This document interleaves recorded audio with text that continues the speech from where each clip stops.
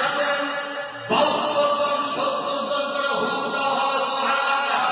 পয়গম্বর বলেন তাদের চেহারা হবে কেমন, তাদের শরীরটা হবে কেমন, তাদের রূপটা হবে কেমন।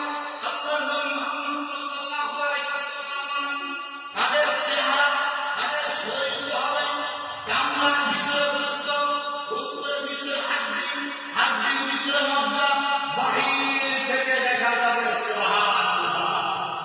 ভিতরে চামড়ার ভিতরে গোশত, চামড়ার ভিতরে গোশত, গোশতের ভিতরে হাড্ডি, হাড্ডির ভিতরে মজ্জা, মজ্জাগুলো সব কিছু বাহির থেকে দেখা যাবে। আল্লাহ বললেন তারা কখনো পেশাব পায়খানা করবে না, তারা কখনো নাক দিয়ে সিকনি ফেলবে না। পয়গম্বর মুহাম্মদ সাল্লাল্লাহু আলাইহি ওয়াসাল্লাম বলেন তাদের জাতে কখনো দুর্গন্ধ থাকবে না। পয়গম্বর মুহাম্মদ সাল্লাল্লাহু আলাইহি ওয়াসাল্লাম বলেন তারা যা ব্যবহার করবেন সব হবে স্বপ্নের।